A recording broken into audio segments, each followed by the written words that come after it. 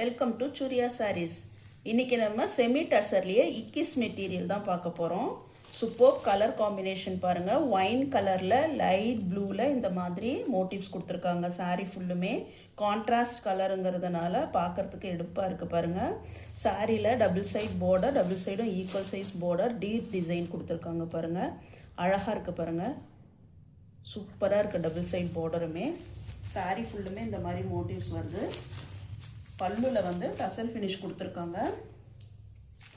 பல்லு சிட் பல்லு,